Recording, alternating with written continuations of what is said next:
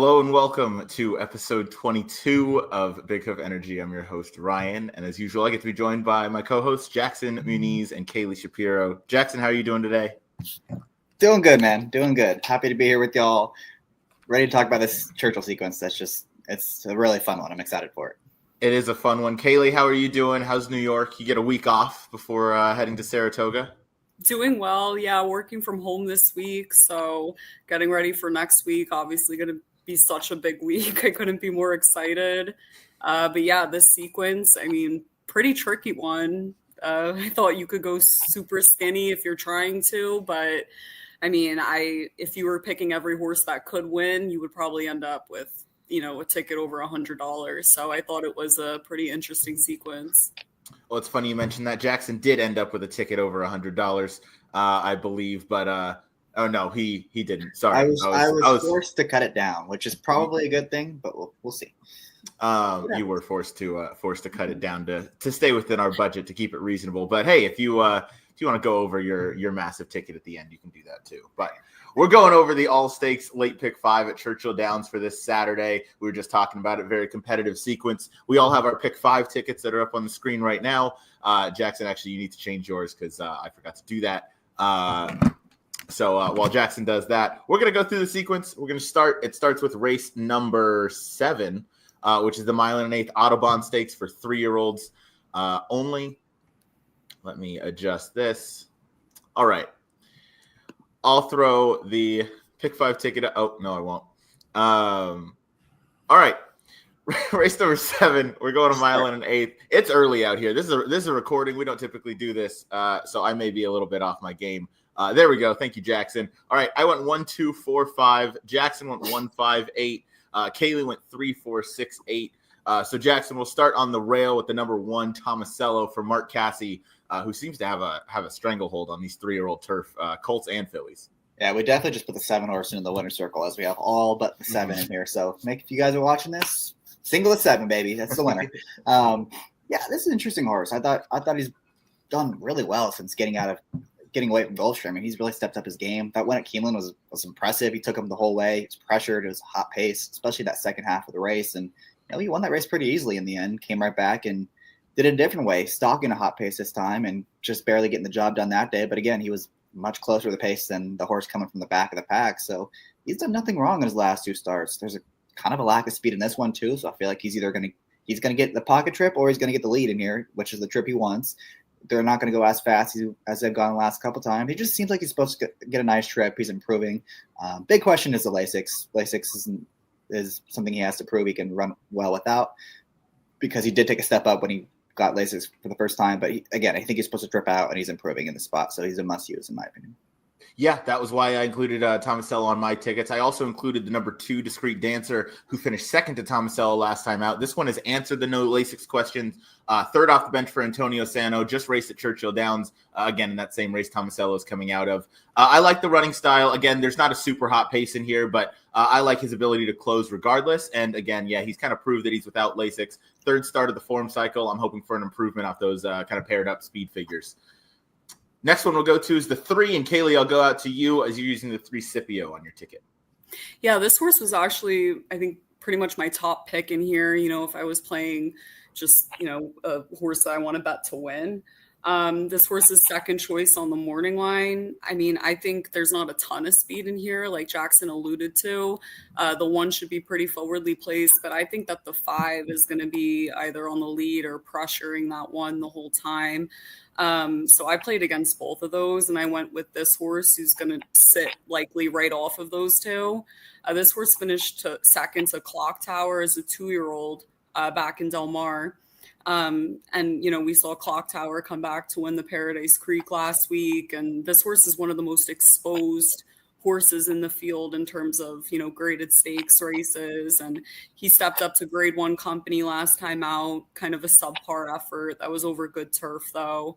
Never really got going, hard to make up ground that day. And now this horse is stretching out to a 1 1/8, which you'd think should actually suit him if you look at that race 2 back as well.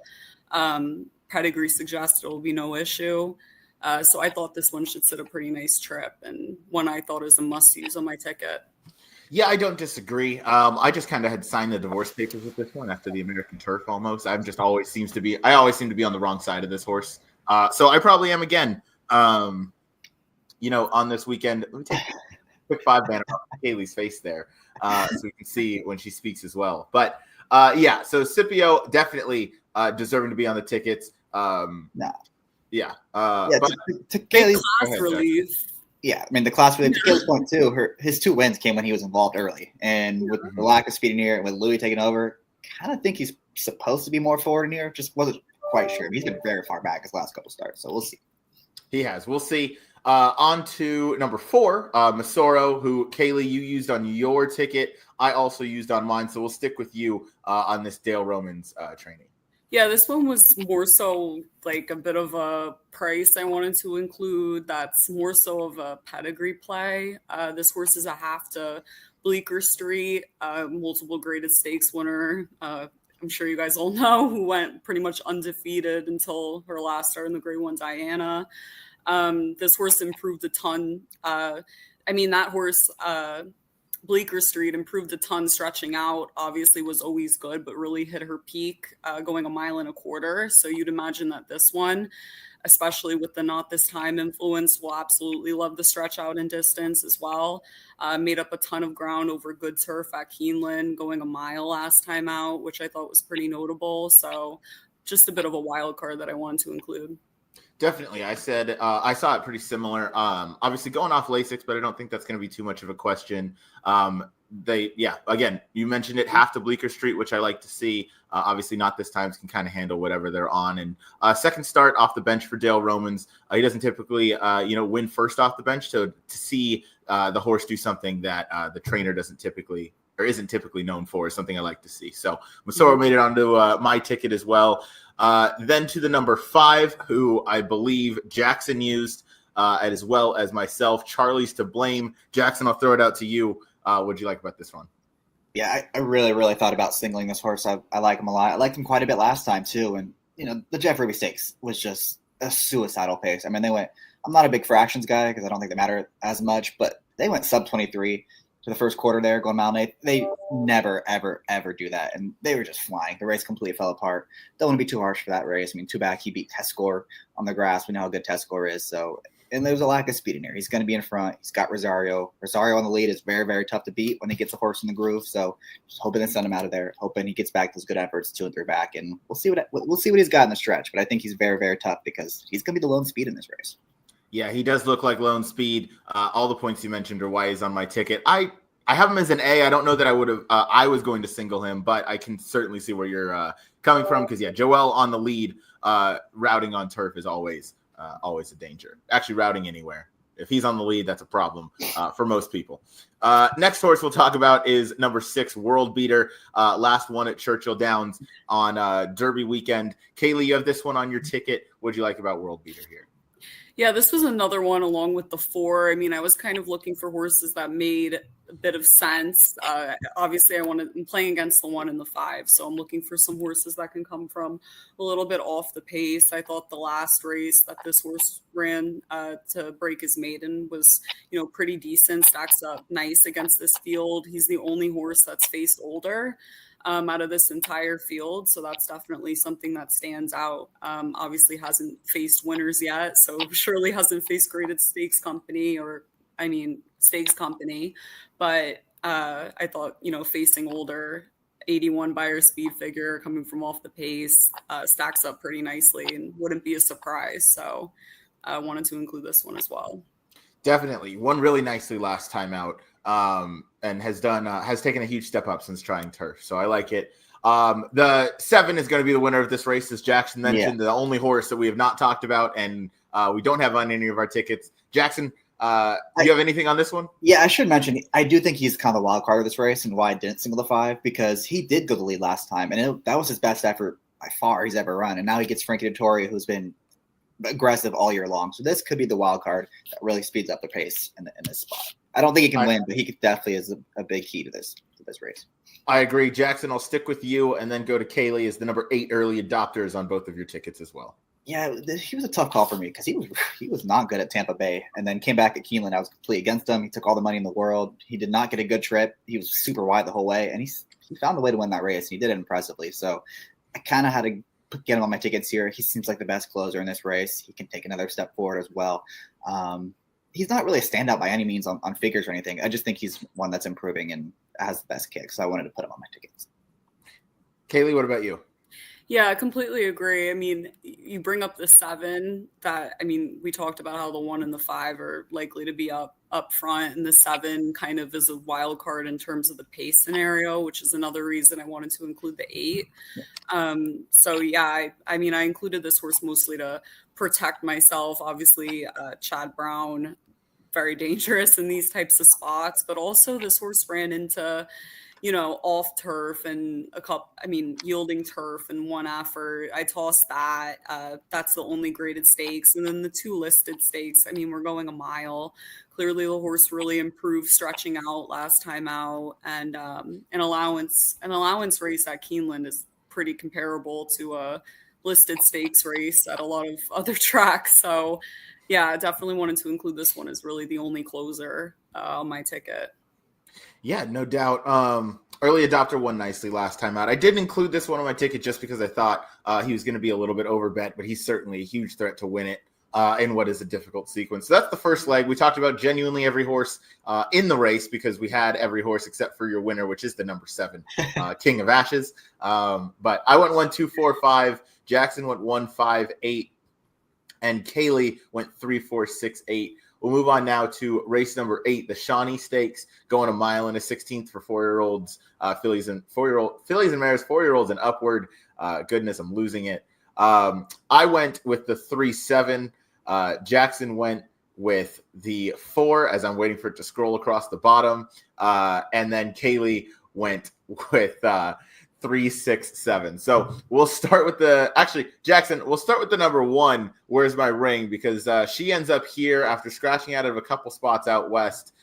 She's 5-2 on the morning line. What did you give her chances? Obviously, none of us really liked her in this spot if she's not on any of our tickets. Yeah, she's a tough call, right? Because the number 2 back just jumps out at you, obviously, and that's a huge, huge number that would win this race very easily. Is she capable of replicating it? I don't know. She didn't last time, and then there's been a couple scratches. There's been a barn change. They're shipping her back across the country after she went back to California. Just some things happening here. I don't know. It all would depend on the price. Like if she's 5-2, I don't know. It's a tough call because is she 5-2? If she runs back that race 2 back, she's 5-2 would be a gift, and if she doesn't, she's not going to be anywhere. So I'm going to try to beat her in this spot. I think there are others that are more interesting. No doubt. We'll start with the number 3, and Kaylee, I'll go to you. I also like this runner. I was originally just single to the 7, but I wanted to throw the 3 Royal Spa in, mainly because you're getting Pratt at 10-1 on the morning line. Don't know if we'll get that at post time, but what did you like about this runner? Yeah, for sure. Just to go back to the where's my ring thing really quickly, because that's like that's your morning line favorite. She's just like really not to be trusted. I mean, that figure 2 back is such a standout in any of what she's shown ever. And I honestly have a feeling that Torpedo Anna might have taken the light out of her eyes and the apple blossom a little bit. So it's tough to come back after that, facing a horse like that. So she was a bit of a play against for me, obviously, but I really like the number 3 Royal Spa. Obviously you get 10-1 with Flavian Proud aboard, which you'll probably never get, but even at a shorter price, I thought that this one's pretty interesting. Obviously is in really good recent form. Last 2 starts have also been over off tracks as well. So you'd imagine, maybe she improves if she gets a fast track on Saturday, but yeah, I mean, I think this horse, the last race that she did have at Churchill Downs is a bit of a standout as well, going a mile. She finished second to Too Sharp that day, who just won the grade 3 winning colors at Churchill Downs. So that was something that stood out to me about this one. Definitely, yeah. Too Sharp was a flashy winner last time out. Absolutely flew gate to wire. We thought Hope Road was going to be on the lead. Maybe broke a little bit slow, but yeah, Royal Spa. I'm with you. I think this one deserves a huge look in here. I'm with you. I think she can improve on the fast track, which it looks like we'll get Saturday at Churchill, and then also going around 2 turns for the first time, or at least the first time in a while. I should say, I think is going to be, to her liking. I think she's grown up nicely. And then, those 2 really nice speed figures coming in should lend. I don't think we're getting 10-1 on her. I think 10-1 on Pratt is just a dream pretty much, regardless of what goes on. Jackson, as I was going through this race, I looked at Hoosier Philly, the number 4. And I thought, maybe I'll just single this horse. Maybe Saturday's the day. But the more I looked, I can't trust her the same way I can't trust Where's My Ring. You're going to trust her, though. Hoosier Philly's your single for the sequence. Go ahead and sell us on her. Yeah, I don't ever pick this horse, but today's the day. I bet against her all 19 of her starts. But today is the day. I just feel like looking at this sequence, like as a whole, there's 5 really tough races. We mentioned how impossible it is. And it feels like this might be the race where people get very aggressive, either singling the 1 or Jin, who we're going to talk about in a second. And I feel like if you're able to beat those 2 horses, the thing is just going to pay huge, regardless of who else wins the rest of the sequence, because it's just going to spread out the money so much. So I really wanted to try to beat those 2 just to get outside the box a little bit. And I think she might be the right horse. I think she's going to get a really good trip in here, tucked in just behind the speed. Last time, it wasn't a bad trip. I don't think it was her best trip. Majestic Oops is an improving filly too, who's just getting better and better each start. I don't want to be too harsh against that performance. The 1-2 back at Sanita, Cavalieri and Richie are just way better than what she's facing here. She also just really likes this track. I mean, she loves Churchill Downs. She runs well here. I just think this is a spot where you have to take a stand, get outside the box. Because if I'm right about Hoosier Philly, if I could be right about Hoosier Philly and connect the dots on the rest of them, this ticket is going to pay huge. Yeah, you're absolutely correct. Maybe it is the day for Hoosier Philly. She's, to say something nice, as a 5-year-old, she's been very consistent. She's run 4 very similar numbers in all of her races this year. Obviously, had a grade 1 start, a couple graded stakes starts, and has run well. So she might need to take a bit of a step up, but I think if she really, puts everything together, she's clearly back at her favorite track, as you mentioned. And she grinds along. She is consistent. So maybe Saturday's the day where she's going to punch through and get that graded stakes victory. Go ahead. The other thing I'll say is, there's 2 monster numbers on this page. One is Where's My Ring, and it's completely a standout that she hasn't been able to replicate. And Jin has 1 monster number that she hasn't proven to replicate yet. And all the other numbers of those 2 horses are way slower than everything that Hoosier Philly's been running consistently. So just trying to take a stand against the 2 horses that are going to get bet a lot in this race. Hey, I like it. I'm not going to try and talk you off of something like that. I like that. I like that stance you're taking. Kaylee, we'll go to you next with the number 6 Alpine Princess. Brad Cox and Florent Giroux team up on this one. Yeah, I think the pace honestly could get a bit more heated than it shows on paper. Obviously, at the 1, Where's My Ring, she's going to have to send. The 3 has speed. The 4, Hoosier Philly, has speed. And the 5 almost ensures like a pretty decent pace in here. So if things do get, more heated than expected up on the front end, Alpine Princess is a horse I really wanted to include. I think she's pretty likely to improve off her last 2 efforts that were over off tracks prior. I mean, she was running figures pretty consistently better than most of the horses in here, and she's a very strong closer. So wanted to have her on my ticket, just at the possibility that things get heated up on the front end. Definitely, yeah. Alpine Princess is another really consistent runner. You can take out those last 2 as they came over off surfaces, and she clearly doesn't do her best running over a sealed track. So looking back to those previous 3 in the 2 grade 3 starts in the Remington Park Oaks, I mean, those are 3 very consistent numbers. So that's certainly a pick that I like. We'll go now to the number 7, Jin, somehow your second choice on the morning line behind Where's My Ring. I don't know that Jin's going to go off as the second choice. The Double Dog Dare, Jackson, you mentioned Jin's, has just the 1 number to run back to. Maybe she freaked at Keeneland, but that race has come back pretty strong. I thought at first maybe that was a situation where it was just, that one-off where she was the only horse that showed up. But Candied came back to win her next out and improve the buyer. Dreaming of Mo came out in her next start to finish second. But also improved that buyer by a lot. So I feel like the race is pretty live, and Jin might just be that 4-year-old that really just took a step forward. We saw Sweet Azteca come back as a 5-year-old, and she was a whole new horse. ran a career best. So maybe this is just the new version of Jin that we're going to get. Second time in the barn for Brendan Walsh. Again, I was really close to singling this horse. 7-2 on the morning line made me justify using a second horse in here just to try and beat her in case it is a one number type of situation. But either way, I think Jin was really tough to get by. Kayla, you also used her. What are your thoughts on Jin?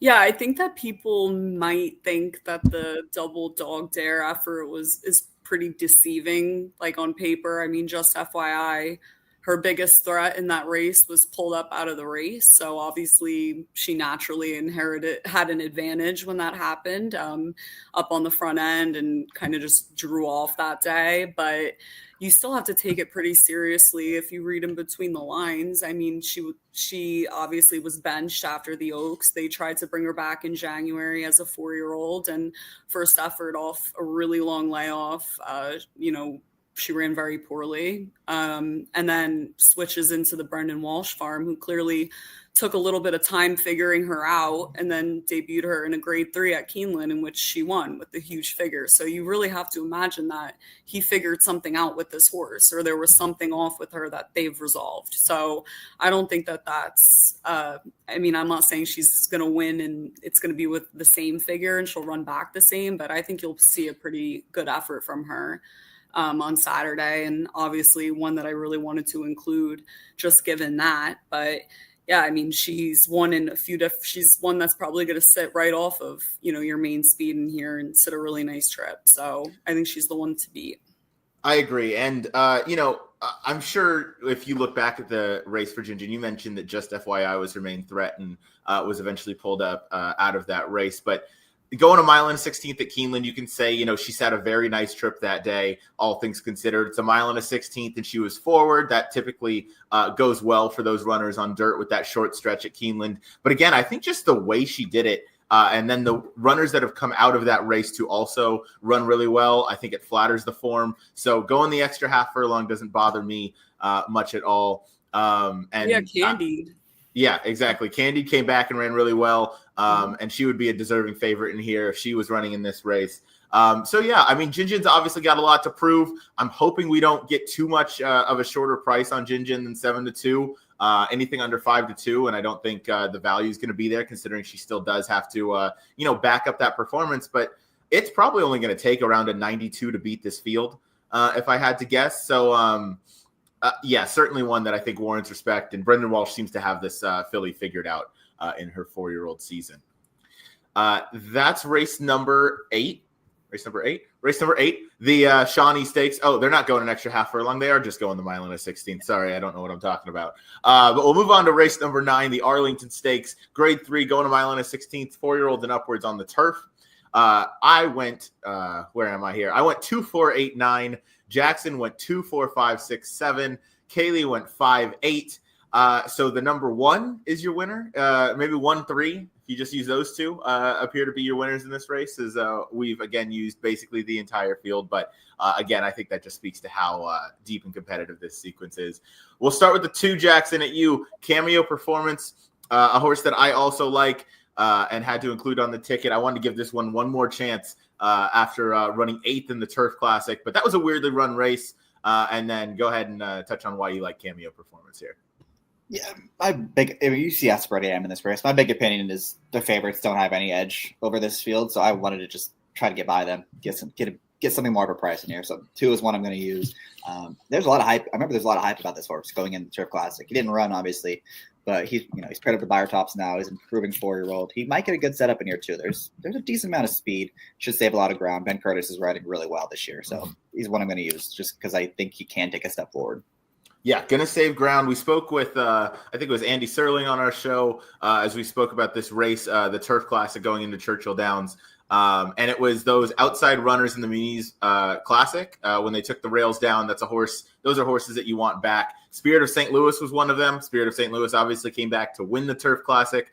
And I feel like Cameo Performance maybe just didn't handle that, the good going that day, but I mean, I know he's handled it in the past, so maybe that wasn't it. Maybe he just didn't fire his best race, but I wanted to give him one more chance here because I thought he had a strong look. And you mentioned it. Ben Curtis has been riding red hot at Churchill Downs, and he's in a good little groove right now.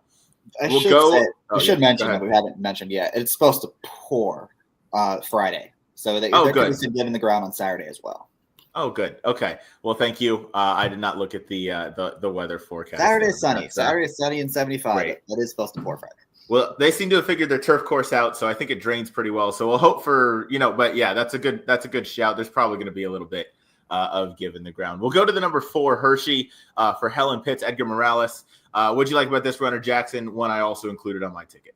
Yeah, I keep seeing this time form number for that race, and I don't know if it's a typo or if it's legit or not, because it's been like a month now and they haven't changed it. If it's legit, I mean, isn't he supposed to be 1-9 in this race? I don't know. No, he's a horse I've always liked. He did a lot of good things last year. I know he lost a couple of these, but he was always right there. Obviously came back and did really well at Keeneland. That was a monster effort. Even if that time form number is wrong, you just go by the fire. That's a huge effort. And he could take another step forward, start number 2 as a 4-year-old. Another one that'll be forward, save some ground. He's very logical in this spot. He is, yeah. That last time form number, the 137, is absurd. And if that is true, Hershey's going to blow the doors off this field. Yeah. But either way, the 96 has held up nicely, regardless of the time form, and just one that I think is going to sit the right trip in a race like this. So certainly one I thought is worth using second off the bench for Helen Pitts here. Kaylee, we'll go to you with the number 5 Laganos for Steve Asmussen and Flavian Pratt in the saddle. Second last time out in the opening verse stakes at Churchill Downs. Yeah, I mean, this he's not going to need anything crazy fast to close into. So I thought that this was a pretty nice spot and field for him. Last time out, that was second off a layoff, and that horse ran really well to get second that day. 93 speed figure, which stacks up nicely with his career best effort, which was at Churchill, going the same distance, 1 mile and a 16th in the Grade 3 Commonwealth, which he won. And obviously Flavian Pratt's aboard. So, I mean, this isn't any creative angle, but I really do make sure that where necessary, I have any horse that he's on my ticket. Like, I think it's pretty essential, especially in these types of spots. The horse is 9-2. It's a really good price on this horse. I mean, I bet him to win all day at that price. And I think some of your favorites in here are pretty vulnerable. So I think this one should sit a pretty nice trip and stretching back out to, the distance that he ran his career best effort going. So one that I really wanted to include. Yeah, no doubt. You brought up a good point where Pratt on a horse, really any horse in any race, but on a horse that has a chance in a wide open race like this, he's the perfect guy to use because he's going to have the horse in the right spot, and then it'll just be kind of up to the horse to have enough to get the job done. But I'm with you. I think Laganos certainly deserves a big shot in here. Jackson was also on your ticket. Anything to add? No, you guys kind of covered it. I mean, Pratt can put him wherever he wants is the key. And this horse can be close. He can be way out of it. He can be mid-pack. He can do whatever he wants with him. That's huge. A little concerning that Asmussen is not winning races right now. He's 4%. A lot of seconds and thirds, but not as many as you would think either. He's only hitting the board up. I mean, what is that, a 35% clip, maybe 40% clip? A little bit low standard for him. That would be a concern I would have. Yeah, maybe a slight concern, but Lagano's still a very consistent horse in his barn and certainly one that could buck the trend a little bit. Next horse that we have to talk about is the number 6, I believe. Yeah, the number 6. Jackson, you have Call Protection, Irad, and Maker teaming up on this one. Just getting really good at the right time. Keeps improving. His turfway form was excellent. The one bad race, he set a wicked pace that day. Got beat by Mercante, who's one of the favorites in this race. So no shame there. Done absolutely nothing wrong. He's very live in here too. I think another one that's improving. Another improving 4-year-old in this race. There's a lot of them in here. So it just feels like one of them is going to take a big step up and probably come out victorious in this spot. I agree. One that we don't think is going to take a step up is the 4-year-old Silent Heart for Brian Lynch and Luis Saez. So we'll move on to the number 8, Mercante. Kaylee, you have this one on your ticket. This is a horse that you like and you'll use alongside Laganos. What did you like about Mercante here? Yeah, I felt pretty good using just the two of them because obviously this one has really good speed and the other one's going to come from off the pace. But I thought obviously that 101 sticks out like a sore thumb, but it is good to see. I mean, the horse ran a 101 in the start prior as well. So it's probably, that this horse is really improving as well at the right time. And also the horse ran a really good race, obviously, over the synthetic. And then after that, ran one over good turf pretty well. So you'd imagine this horse likes a little bit of give. And if we get rain, it's not going to hurt this one whatsoever, I don't think. So, I mean, here obviously has really good speed. Should have won last time out if the race was just, if it was at the distance that they're going to go on Saturday. So I thought that this one is coming into this in really good form. And out of the two short prices, this is the one I wanted to include. Yeah, I want to say this was Jackson's long shot on the Churchill Downs in the Turf Classic that just, missed by about 3/4 of a length there. But yeah, no, you mentioned this horse is in really good form right now, just kind of coming into his own. Paired up the 101 Buyers, which you like to see, just, backing up that race prior, and did it on two very different surfaces, going from the synthetic to certainly a bogged down Churchill Downs turf course on Derby Day. So I thought Mercante deserved a strong look, which is why he's on my ticket. The last one we'll talk about is the number 9 Brilliant Birdie, 7-2. Should we kind of races her horses into shape? As we know, obviously this horse is probably going to get over bet because they love betting Cherie the way they love betting Irad Ortiz. So I don't know. I think the two improvements to start Muniz Classic or Muniz Memorial Classic at Fairgrounds, obviously to kick off his season as a 4-year-old now, was very respectable, ran right back to his prior numbers, took a step up in the opening Verse Stakes when he won there during Derby week, and then now goes into a very logical spot, just one more step forward. Undefeated at Churchill Downs, a perfect 4 for 4, so clearly a horse for course type angle. I suppose the question could be the kind of wet turf course that we might get on Saturday, but I still think with the breeding, I don't think that's going to be too much of an issue, and certainly one I'd be willing to roll the dice on. So I wanted to have the 9 Brilliant Birdie in my my tickets. Jackson, you did not use Brilliant Birdie, did you? No, you did. I did use the 7 though. You did use the 7. Yeah, sorry. I'm looking at He's just a speed horse. I'm looking at too many numbers. We're good. Next race. Oh, we can talk about Silent Heart. It's 10-1. Go ahead. No, I don't have much to say. I think he's going to be the speed. Mercante likes to sit off of a rival, and I think Mercante has much bigger threats behind him. So he might just kind of leave him alone. And he's got numbers that put him right there. He's got to prove he can do it over this turf course against his caliber. But if he gets loose, I think he can be very dangerous. Yeah, no doubt. Certainly a speed type. Luis Saez, he's going to be aggressive as they get out of there. That's race number 9. The Grade 3 Arlington Stakes going a mile and 16th for 4-year-olds and upwards. Next, we'll go on to race 10, the Grade 3 Blame Stakes, which in my opinion was probably the hardest race on the sequence, but that is where I ended up singling.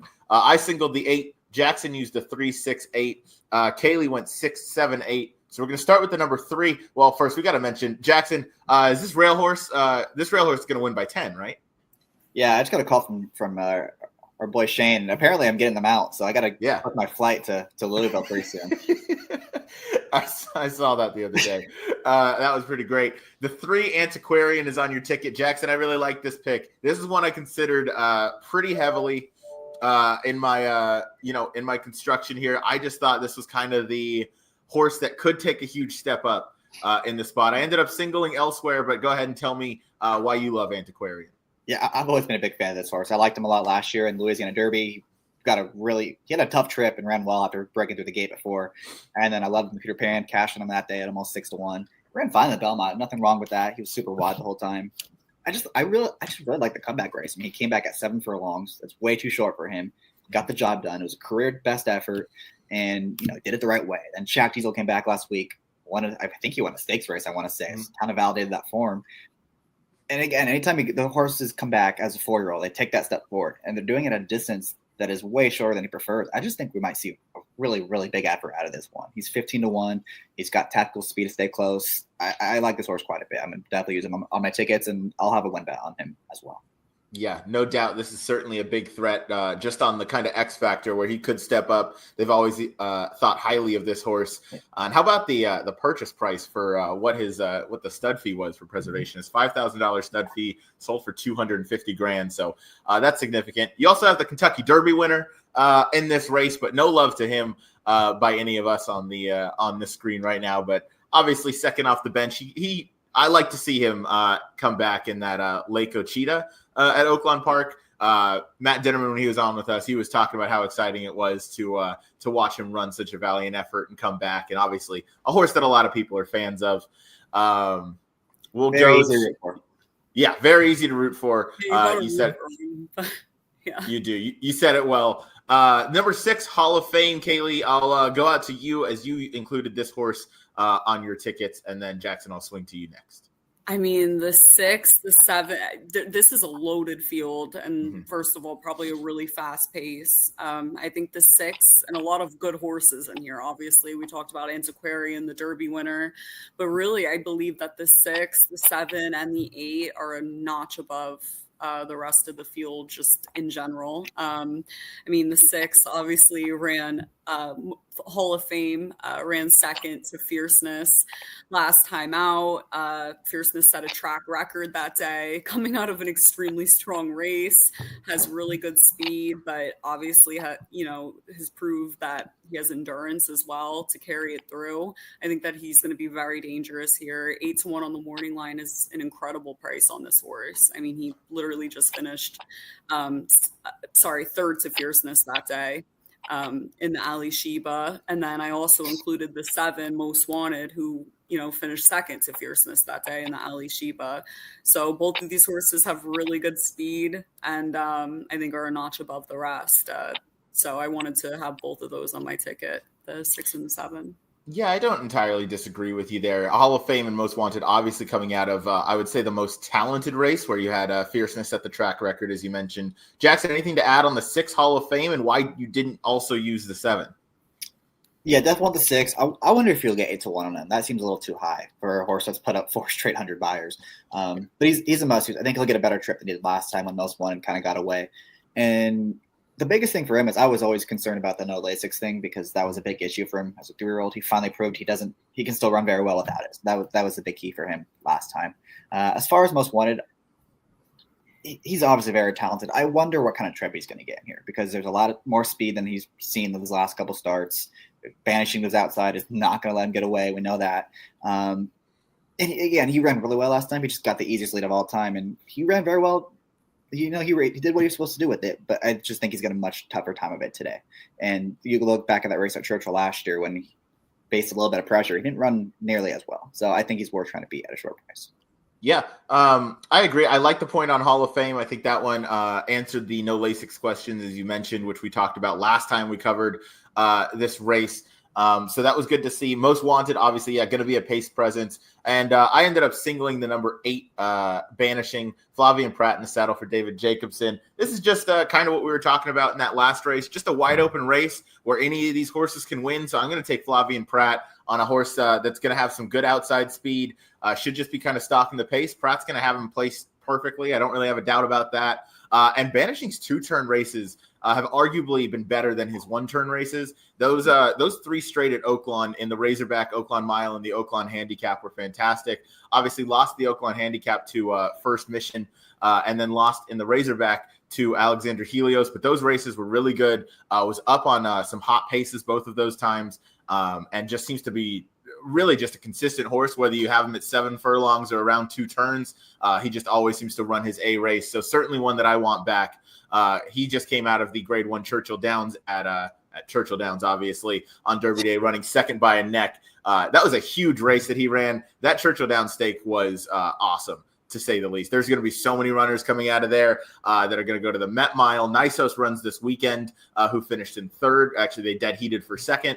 Mindframe, I think his next spot is the Met Mile, I would imagine, unless they're just going to go with Fierceness. But either way, that race was stacked top to bottom. This race is also just as stacked. Some could say, but Banishing is going to be my pick. 9-2, I think, is very fair on the morning line. Yeah, worth mentioning. He and Most Wanted are not guarantees to run in this race. Well, that would obviously change the complexion of this one a lot.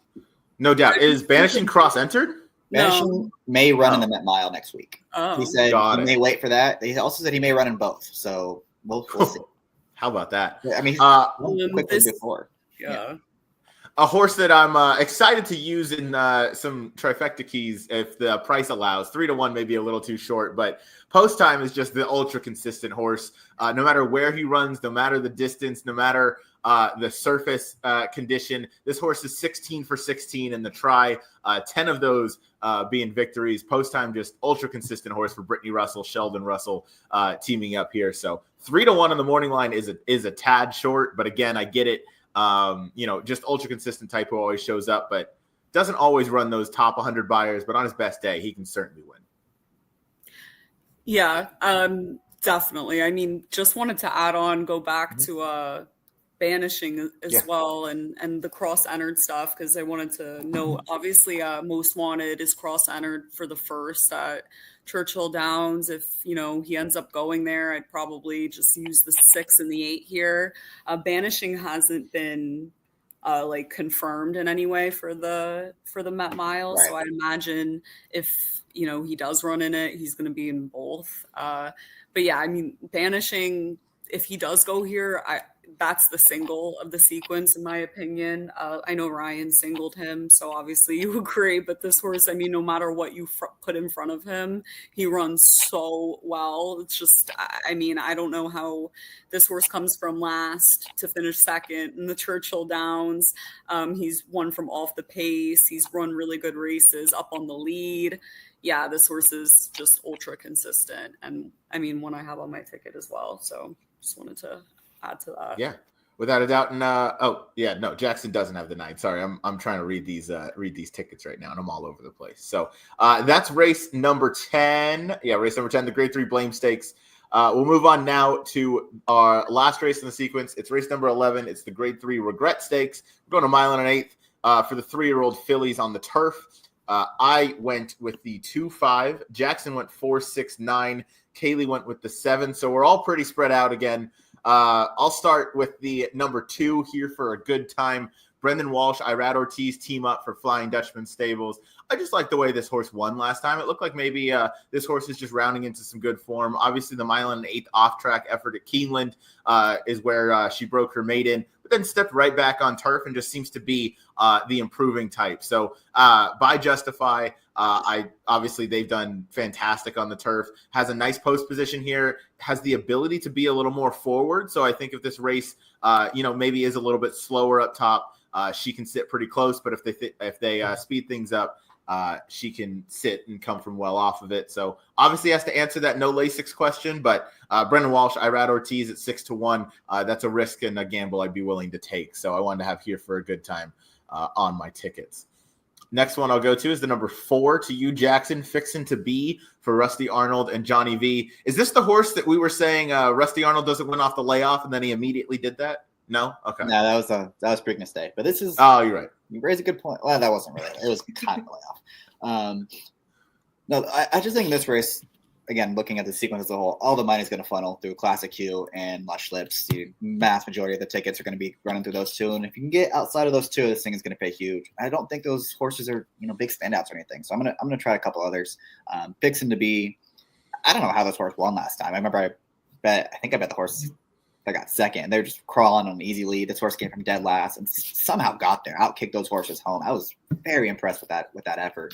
So I'm going to use her again here. I do think there's a chance. There's a lot of speed in here. They all get a little too aggressive, and she's got the best kick, I think. So I definitely want to use her. She's 10-1. I think we can see a jump forward in this spot.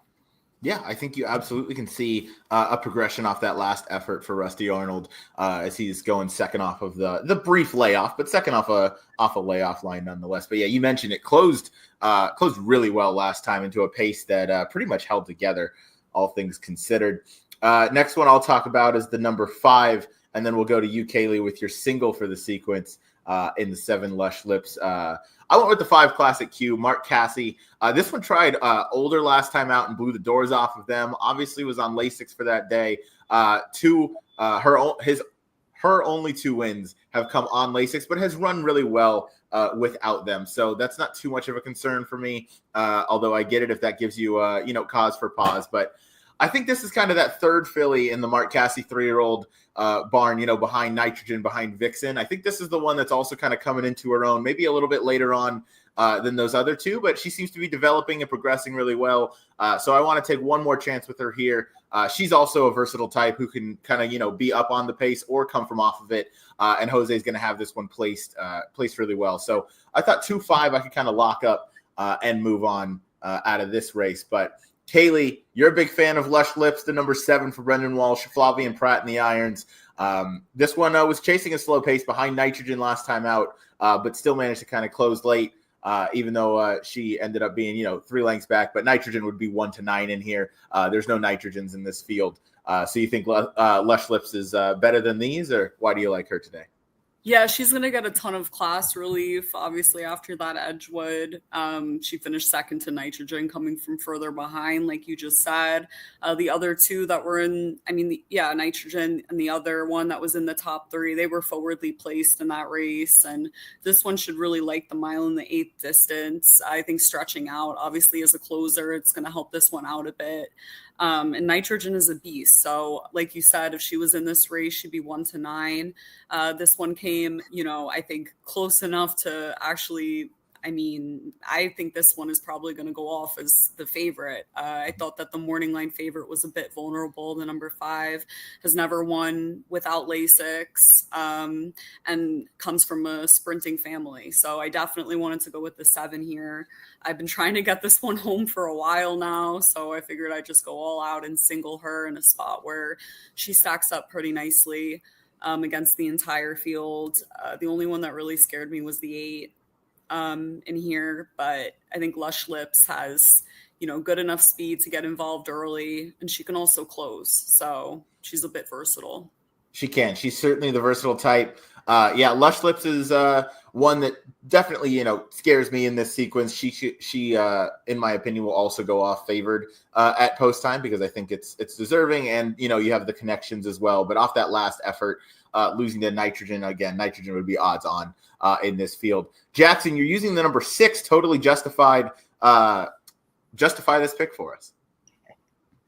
Well, this one is a true second on the bench for Rusty, so I can be forgiving of that last effort. She should improve. Last time she was kind of just chasing this big long shot and chase mode the whole time. It's not usually a winning trip on the turf, and she just kind of ran in place. But again, she came back and replicated her numbers from as a 2-year-old, and if you think she's going to take a step forward in here, she could be right there. And I think her races last year were a little underrated. The Jessamine was a race that kind of came apart late. She was up there the whole time and ran well. And even the Breeders' Cup race, I thought she had a lot of trouble around the turn and turning for home. She took her a while to get out of a tight spot, and when she did, she kicked home a little bit. She was never going to be, in the top 3 or anything, but I think the margin is a little exaggerated. So hoping she gets a much better trip than she did last time, and hoping she takes that step forward at 10-1. Yeah, I hope so too. She's certainly capable of a move forward, second off the bench for Rusty. Last one, Jackson, that you're going to talk about is the number 9, longest price that we've talked about today, 20-1, Micaiah for Brian Hernandez, James DeVito. Yeah, another one I like quite a bit in this spot. The Jessamine especially, she had a lot of trouble at the start. There's a lot of horses that had trouble in the start of that race. If you guys remember, there's a lot of things happening, but she was one of them. Had some trouble, got really rank. Finally, settled on the far turn, and then just never really had clear sailing. She was trying to get through a spot, kind of shut off on her, try to get through a spot again, shut off on her, and then kind of called it after that. But I don't think she would have won, but she would have been much closer than 2.5 lengths would indicate. Obviously tossed the dirt race. And then last time I thought she ran really well in that spot too. That was way too short for her. That the speed kind of just held together mostly. She closed. And I got to think that was just a prep for this race, as her best race came going around 2 turns. So I think we're going to see a good effort out of her as well. And at 20-1, I'm going to use her on all my tickets as well. I just think this is a deep race and just didn't want to settle for anything too short in this spot. Yeah, well, 20-1 is certainly not anything too short, as you're going to go with what is one of the longest prices in the field, but I'll never talk you off of a 20-1 shot. So I like it. That's the interesting one. Yeah, I like it though. The breeding certainly fits to go long, and second off the bench, I wouldn't be the craziest thing. With Brian Hernandez as well. So that's race number 11. That's the Grade 3 Regret Stakes. I will put the pick 5 tickets back up on the screen. Let me just take off all this, put our faces back up there. So one more time to just kind of walk us through it. I went 1, 2, 4, 5 with 3, 7 with 2, 4, 8, 9. Singled the 8 and then with 2, 5 for a $32 ticket. Jackson went 1, 5, 8 with 4, with 2, 5, 6, 7, with 3, 6, 8, with 4, 6, 9 for a $67.50 ticket. And Kaylee went 3, 4, 6, 8 with 3, 6, 7, with 5, 8, with 6, 7, 8 with a single of Lush Lips for a $36 ticket.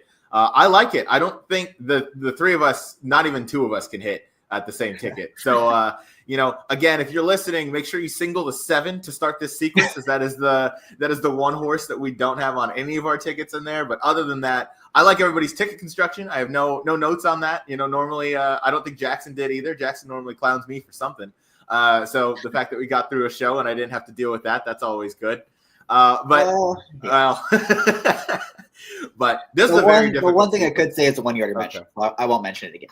Okay, there we go. And I already forgot about that because it's already out of my brain. So this was a very difficult sequence, though. Obviously, if you have a bigger budget, you can combine all of these, and I would feel, maybe some amount of I would feel some amount of confidence in what we would have. But this was an extremely competitive sequence, but it should pay really well. There's 6 stakes going on at Churchill Downs, races 6 through 11.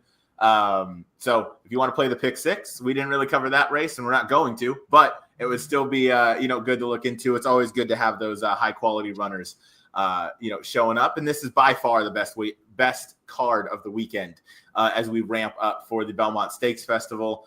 They're drawing the New York Stallion New York Showcase Day card today, if they haven't already drawn it. So I'm excited to see the entries for there. I doubt Spirit of St. Louis, the New York bred that's now a dual grade 1 winner, is going to show up, but I would love to see that just for fun. But that should be obviously an excellent week of racing. I may be out there for a couple days. Kaylee is obviously going to be out there. Jackson, I don't think he'll be out there this time, but he'll be watching. But regardless, make sure you tune in this Saturday. We're going to be live for the Saturday show as we ramp things up towards Belmont Stakes weekend. We'll go live about noon Pacific, and we'll stay on until Jackson, Kaylee, and I get tired of talking. So normally that's around 4 hours.